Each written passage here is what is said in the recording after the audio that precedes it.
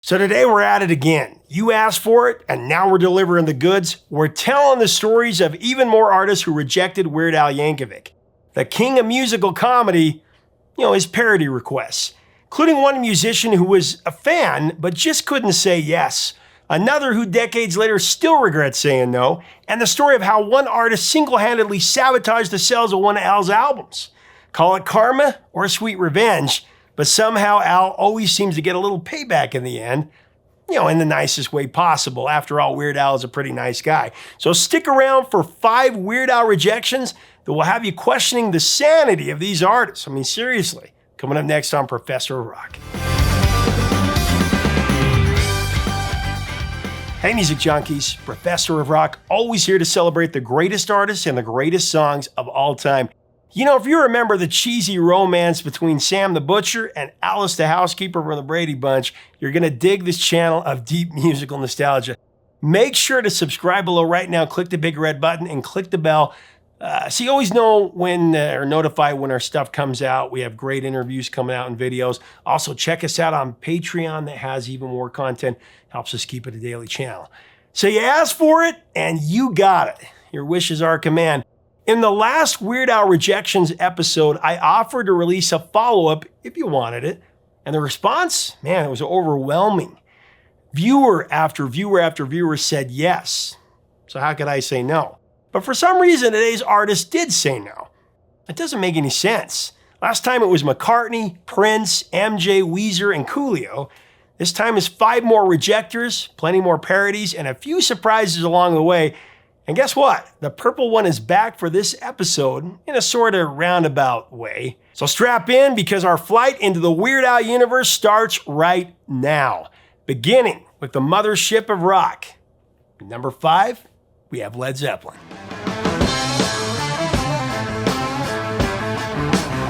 So Weird Al has definitely confirmed that he's a fan of the mighty Zeppelin. Believe it or not, at least one member of the Led Zeppelin crew is a fan of Weird Al as well. How could you not be?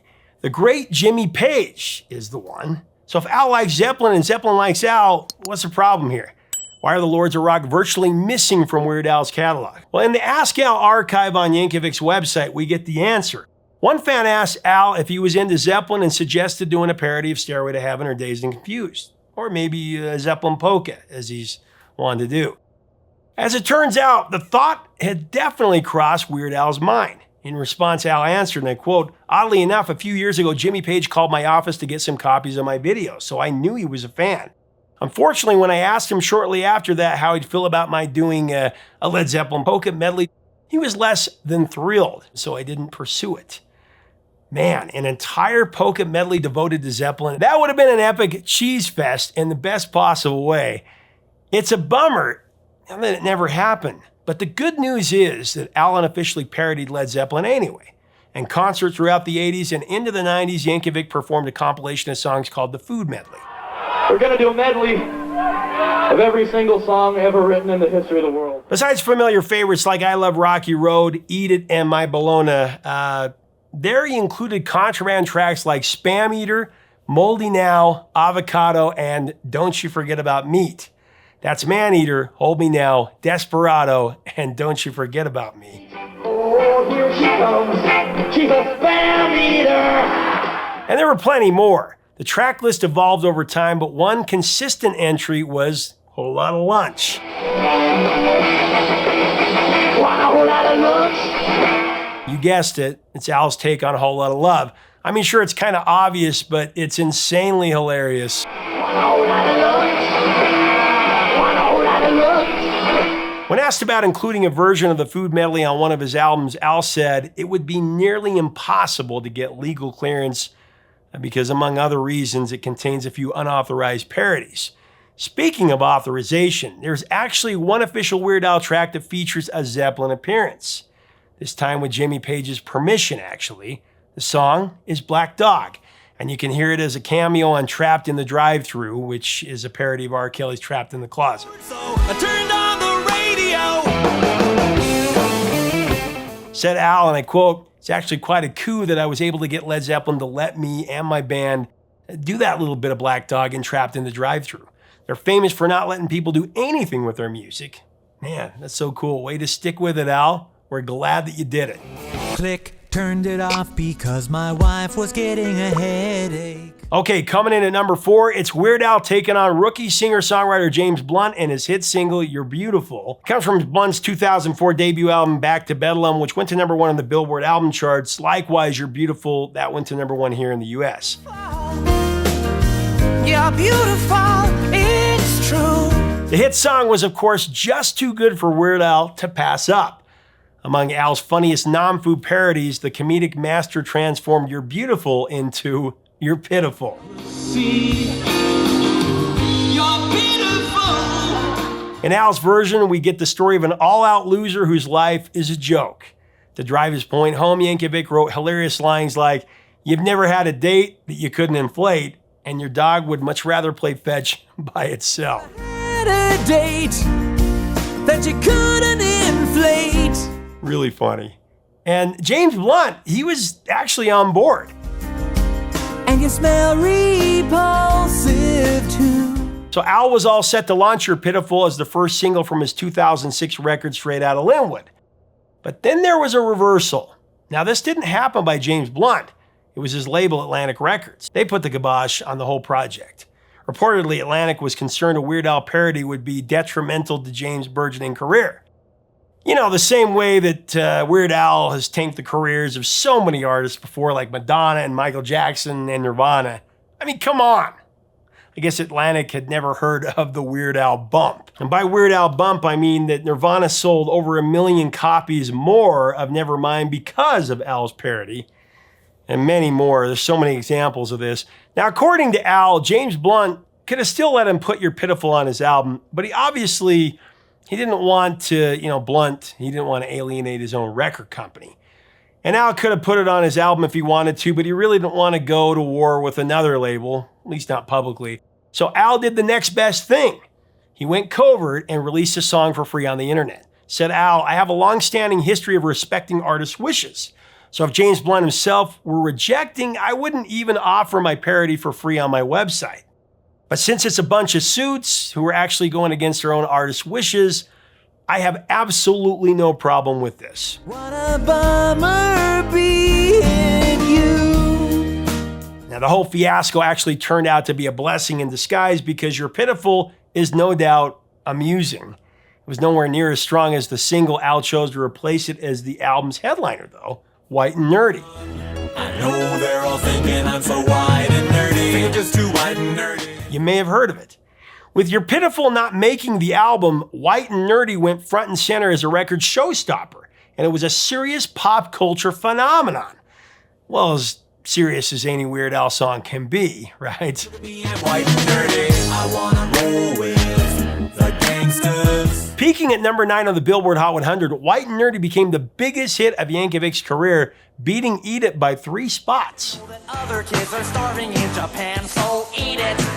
Just eat it. White and Nerdy was also Al's first single to certify platinum in the US. 27 years into his career, Al had scored his biggest hit. And if you know of Al's love of the number 27, you gotta believe it was destiny. Let me know if you want an in-depth look into White and Nerdy. Maybe we'll do that as our next Weird Al video, or maybe I can interview him about it. Your ergonomic keyboard never leaves me bored. Shopping online for deals on some writable media. I edit Wikipedia. As we get into our number 3 spot, I want to thank our sponsor, Zenni Eyewear. So Zenni is running a spectacular spring sale this week only. Buy 1 pair, you save 15%. Buy 2 pairs, save 20%. Buy 3 pairs, save 25%. And the minimum order threshold is $40. Just use the coupon code SPRING24POR. It only runs till March 17th, which is Sunday, so get on it. For the coupon code, just click on our info button right up here. It'll take you there, and then the coupon code is below as well. If you miss out on this, just always go because there's always something there. So for our number 3 spot, it's a band that seems like a no-brainer when it comes to Weird Al rejections. Thought of by many as maybe just a little too serious, it's U2. In July '93, Bono and company dropped their 8th studio album, Europa, and along with it, their lead single, Numb.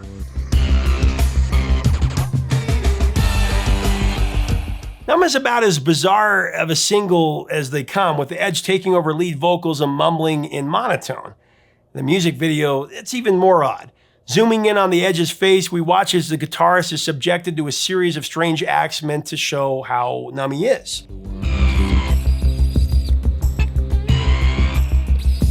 I mean, you'd think that this was already in a Weird Al music video if it had been in any way funny, right? Thankfully, Al was ready to bring the funny and had a brilliant idea for a parody for this. His plan was to replace the Edge's vocals with a reading of Dr. Seuss's classic Green Eggs and Ham. I do not like green eggs and ham. I do not like them, Sam. Al, who has cited Seuss as a favorite author, perceptibly noticed that the book's words could be perfectly transposed over the song Numb. I would not like them here or there. I would not like them anywhere. So Al proposed the parody, intending to include it on his 1993 album Alapalooza. However, it never made it, as it was outright rejected. But surprisingly, it wasn't rejected by U2. Rather, according to Al, it was actually representatives of Dr. Seuss who nixed the idea. Said Al, unfortunately, I wasn't able to get the proper clearance from the Dr. Seuss estate, so this will have to remain a concert-only favorite. End of quote. Man, you'd think that Weird Al and Dr. Seuss would have been a perfect match.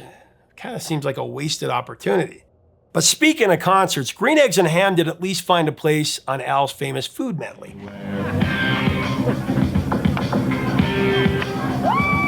The good news doesn't end there. Not only has Al performed this one live, but he also turned the ridiculous U2 Seuss spoof into a music video. Sort of. It only lasts for about a minute, but it's hilarious. I like them, Sam. I am. I suppose it's possible that U2 opposed the Numb parody as well, but I couldn't find a quote from Al saying as much. But it seems doubtful since they cleared Weird Al's bid to tweak their 1995 Batman Forever hit Hold Me, Thrill Me, Kiss Me, Kill Me.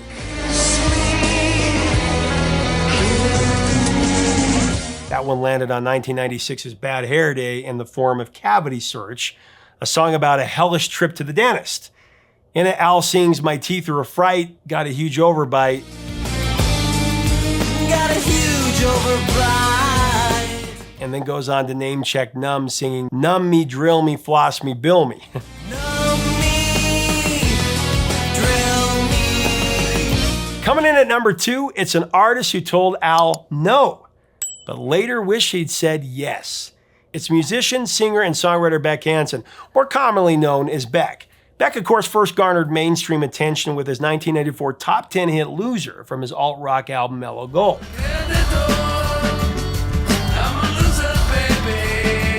Since then, Beck has issued 14 studio albums and scored 24 top 40 hits on the US alternative and rock charts, so the man has had a very successful career.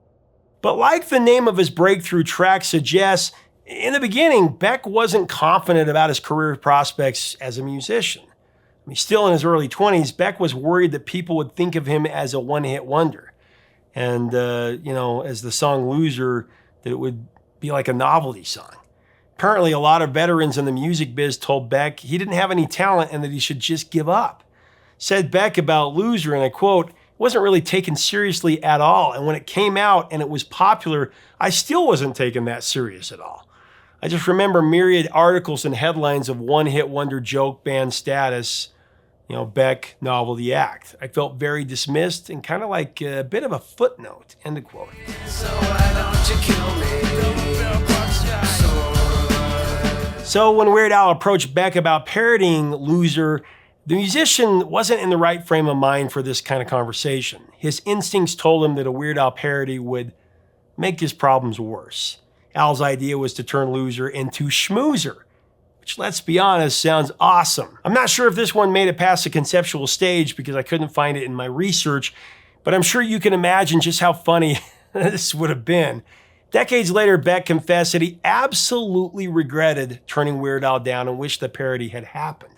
Said Beck, and I quote, "Weird Al Yankovic tried to do a version of it. It was going to be called Schmoozer, which I regret denying him the permission to do. I think it would have been an amazing video. I'm actually really sad it didn't happen."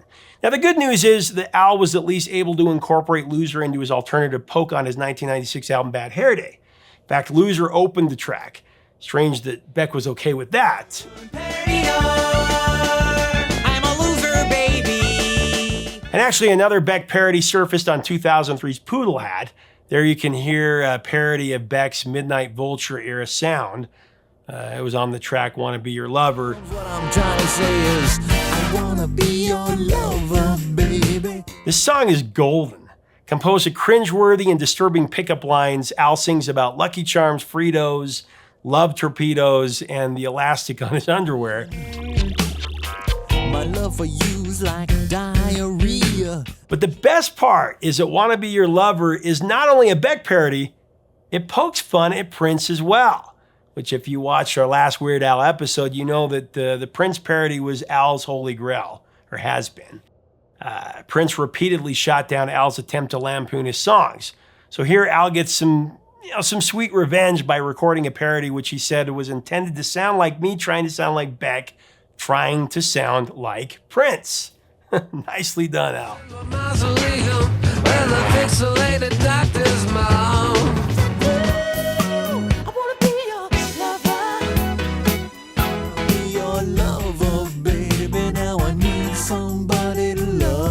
All right, we've made it to the grand finale. The grand finale rejection story, that is. The #1 spot. Last episode, it was Weird Al versus Coolio. This time, Al takes on another rapper. It's Al versus Eminem and his chart topper, Lose Yourself.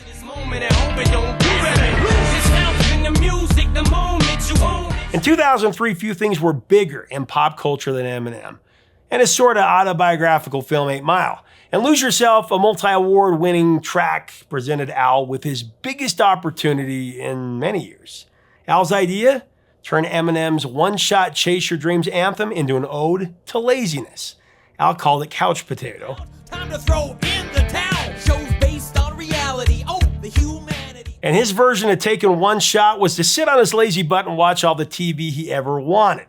In the song, Al targets just about every popular television show at the time. I mean, it's dizzying. American Idol, Survivor, Melrose Place, SpongeBob, the Osbournes, 24, and Fear Factor are just the tip of the iceberg. Discussing the oeuvre of Mr. Rob Schneider and there's Gilligan and SpongeBob Plus. Al concludes the song with these lines: "Because I only have got one brain to rot, I'm going to spend my life watching television a lot." And you know what? Al actually secured permission from Eminem to cut the parody. Only have got one brain to rot. I'm going to spend my life watching television a lot. So he went forward making the parody the centerpiece of his 2003 album Poodle Hat.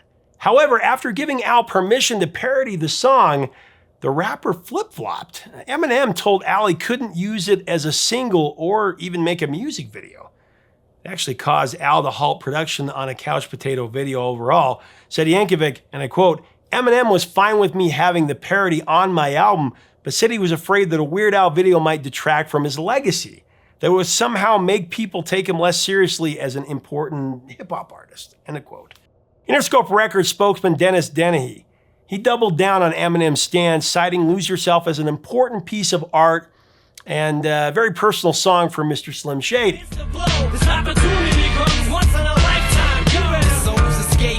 Al's spoof would just be too harmful to Eminem's image and career, apparently.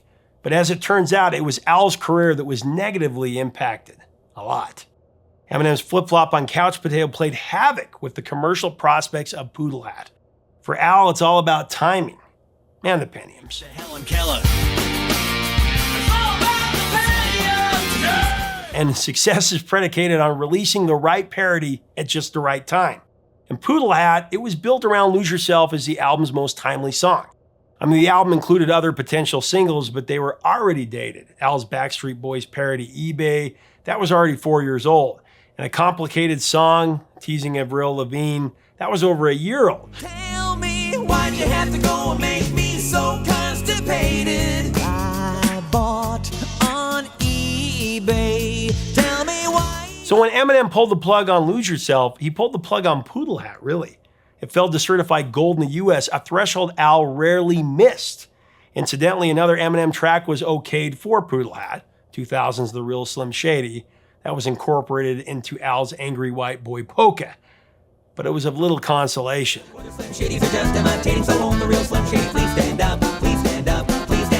as Al is apt to do, he later got his revenge, skewering Eminem in a comical fake interview. Yep. You know what I'm saying? I know what you're saying. You know what I'm saying? Yeah. You know what I'm saying? Yes. Said Eminem about it, and I quote, "Weird Al also got me. He made a video, did a fake interview with me, spliced it with clips from my old interviews, and put it up on the internet. Shut up! Shut up! You know what I'm saying? When something like that happens, you have to sit back and say, oh, he got me. It's something you pick up from battles. You learn to be a good sport about a lot of stuff. If you want to dish it out, you gotta be able to take it. Humanity, oh, Ozzy's family show loves profanity, whoa, the insanity. Oh. So in the end, after nixing the song that would end up hurting Al's album sales big time, Weird Al had some redemption of his own. And you know what? Eminem was a good sport about it. He was very cool. Right. We'll be right back. So there you have it. 5 more stories of Weird Al parody rejections. It's hard to believe there are enough of them to have 2 episodes, but there it is. So out of these Weird Al unauthorized tracks, which one is your favorite? Green Eggs and Ham, Couch Potato, You're Pitiful? Tell us your pick in the comments. Let's have a great discussion about Al and about his greatest hits. Hope to do an interview soon. Let's get this guy in the Rock and Roll Hall of Fame. The king of musical comedy, no doubt about it. If you like our content, we invite you to subscribe below. We would love to have you as part of our community. Until next time, 3 chords and the truth, my friends.